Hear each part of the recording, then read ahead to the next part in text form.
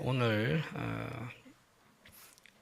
이 주신 말씀은 속죄제에 관한 내용입니다.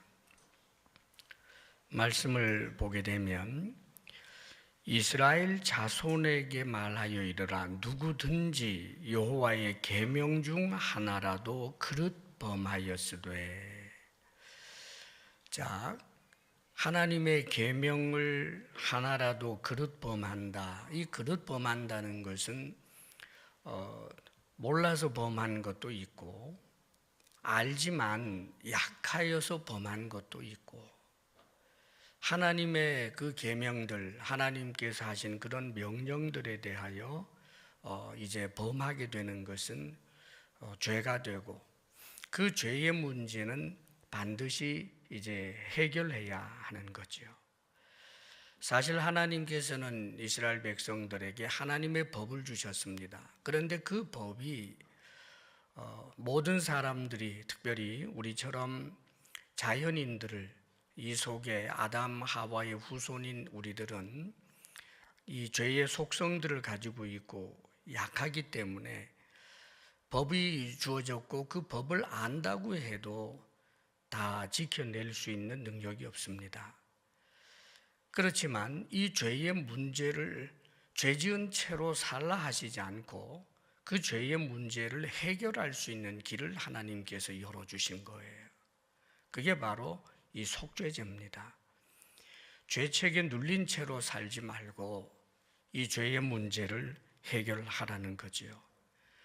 그리고 이 말씀을 보게 되면 이것을 해결하기 위하여 하나님 앞에 그 죄의 문제를 늘 용서받고 깨끗함을 얻기 위해서는 속죄 제사를 드리게 되는데, 이 속죄 제사는 제사장이 범죄하였을 때, 그 다음에 이스라엘 온 회중이 범죄하였을 때, 그리고 족장이 범죄하였을 때, 일반 평민이 범죄하였을 때, 일반 평민들 가운데서도 너무너무 가난하고 힘들고 어려워서 정말 그 속죄 제물을 제대로 하나님 앞에 가지고 올 수 있는 사람들을 위한 그런 이제 속죄 제사까지 다 포함이 되어 있습니다.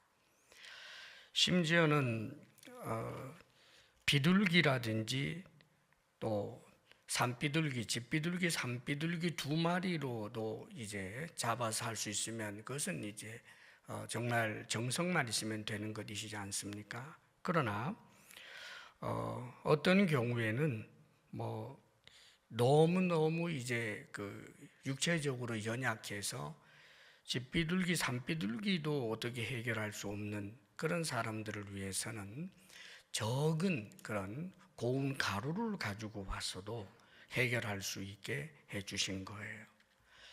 자, 그러니까 누구든지 죄에 대하여 이제 알게 되면 그 죄의 문제를 해결할 수 있는 길은 사실 정성만 있으면 그 길을 열어주신 것입니다. 하나님 앞에 어느 누구도 구약의 성도들도 핑계할 것이 없었어요. 하물며 오늘날 우리들은 속죄제물은 우리 예수님을 예표하는 것이고, 이 속죄제사 자체가 전체적으로 우리 예수님을 예표합니다.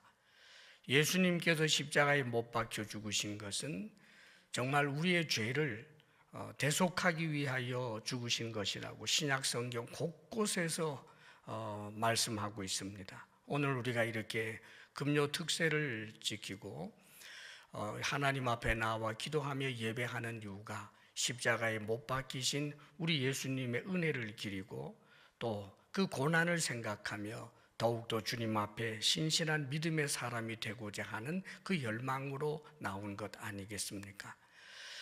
자신이 죄를 지었을 때 우리는 이스라엘 백성들하고는 비교할 수 없을 정도로 주님을 찾기만 하는 그 순간, 십자가에 못 박히신 주님을 찾고 주의 은혜를 구할 때 우리는 10번이고 1000번이고 주님 앞으로 나아가며 우리의 죄의 문제들을 항상 해결할 수 있는 것입니다.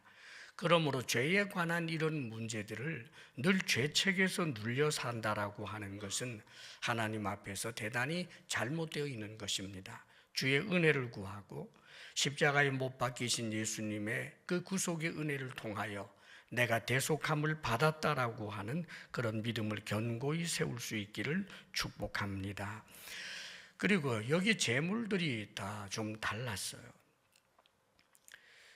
제사장은 숫소를 범죄했을 때, 그래서 숫소를 하나님 앞에 번제물로 드리고, 또 온 이스라엘 회중이 이제 전체적으로 백성들이 자신의 죄를 깨닫게 되는 그런 민족적 국가적인 그런 죄의 문제에서도 역시 이 숫소를 가지고 하나님 앞에 나아갑니다.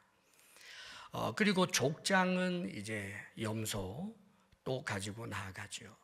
그리고 평민들 양이라든지 또 가지고 하나님 앞에 나아갑니다. 그리고 조금 전에 말씀드린 것처럼 비둘기로도 할 수 있고, 가난한 사람들은, 그보다 더 어려운 사람들은 고운 가루를 가지고 나올 수 있도록 하나님 앞에 바쳐지는 그 속죄 제물이 신분에 따라서 또 민족에 따라서 이렇게 좀 달라지는 것을 보게 됩니다. 왜 이렇게 하였을까? 제사장이 범한 그런 죄는 엄청나게 그 파급이 커서 악영향을 엄청나게 미치기 때문에, 그래서 특별히 제사장일수록 또 족장일수록 오히려 평민보다도 가난하고 어려운 사람들보다도 하나님께로부터 받은 것이 많은 사람일수록 그 죄에 대하여 그 죄를 무서워하고 어려워할 것을 하나님께서 요구하고 계시는 것입니다. 오늘날 우리에게 적용한다면 어떤 것일까요? 사실 죄는, 그 죄책에 대해서는 하나님 앞에 자신이 범죄한 것에 대한 그 중함을 하나님 앞에 더욱더 은혜가 풍성하다라고 느끼는 사람일수록, 보다 더 성숙한 사람일수록, 보다 더 주님 집의 일꾼이라고 자처하는 사람일수록 사실은 그 죄의 중함을 더욱더 깊이 느끼게 되는 법입니다. 우리가 하나님 앞에 죄지음으로 인하여 바쳐야 하는 것은 무엇입니까? 예수님을 다시 십자가에 못 박는 일 아니겠습니까, 여러분? 그러므로 이 시대 우리 그리스찬들은 너나 할 것 없이 만인 제사장입니다. 자기 자신을 만인 제사장이라고 느낀다라고 하는 것은 구약의 그 제사장은 다른 사람들과 구별된 특별한 은혜를 받은 사람이라고 하는 의미입니다.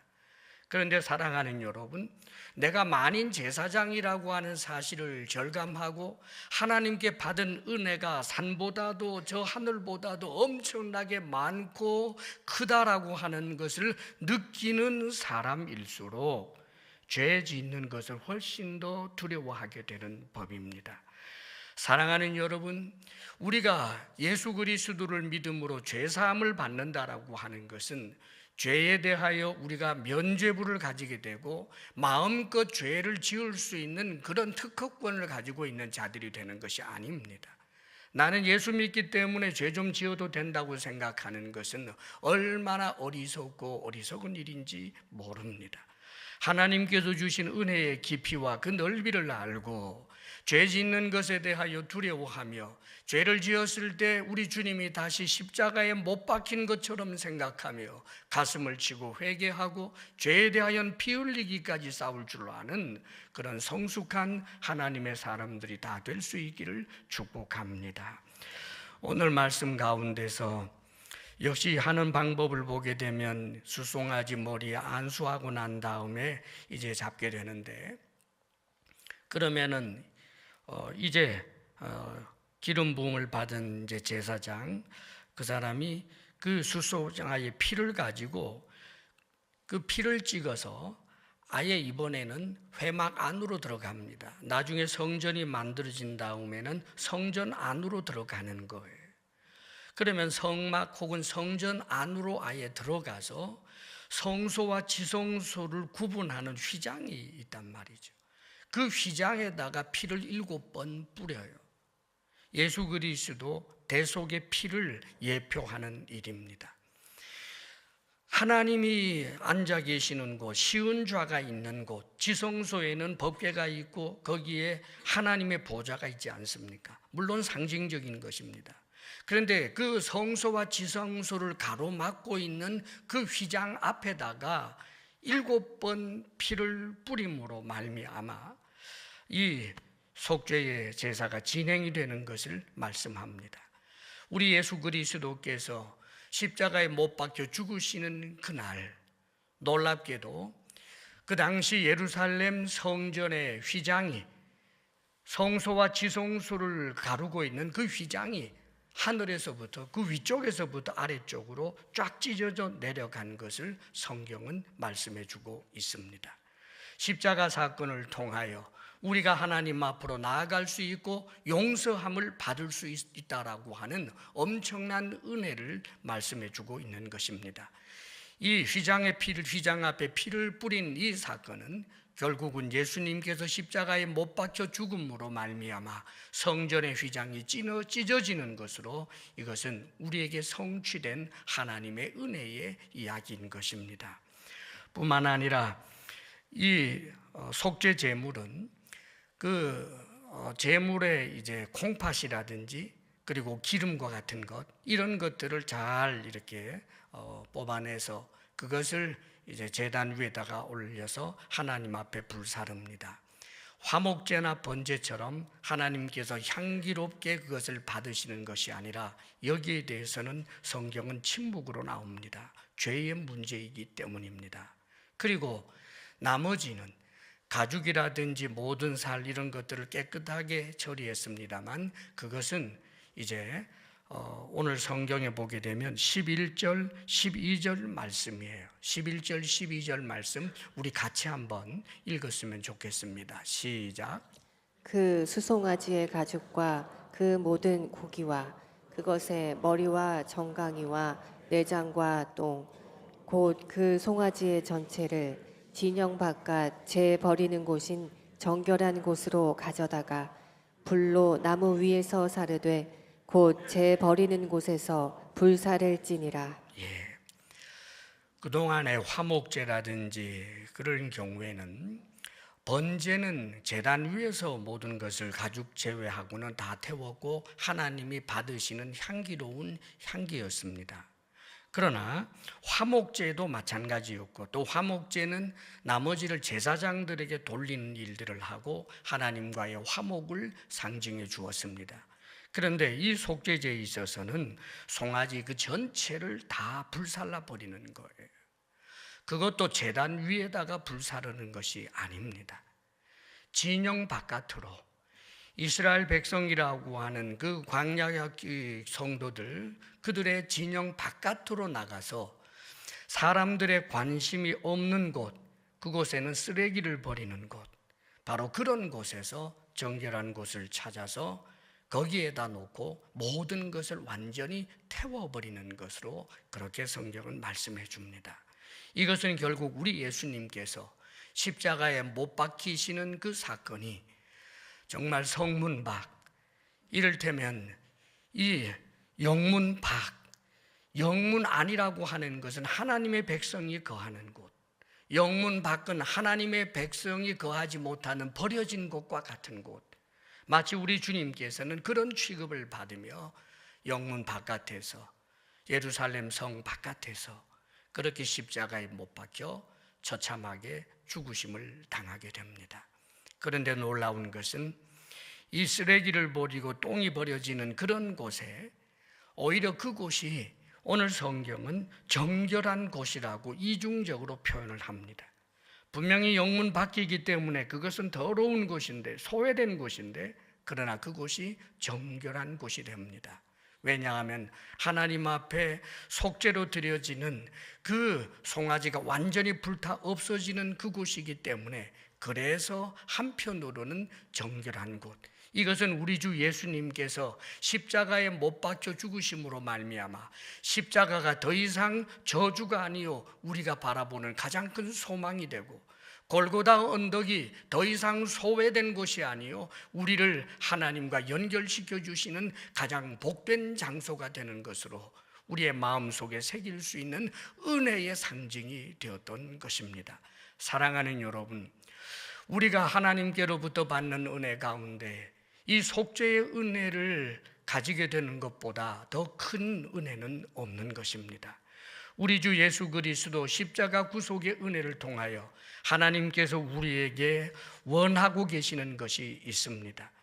무엇입니까, 여러분? 하나님 앞에서 더 이상 죄 책에 눌려서 사는 사람이 되기를 원하지 아니하는 거예요.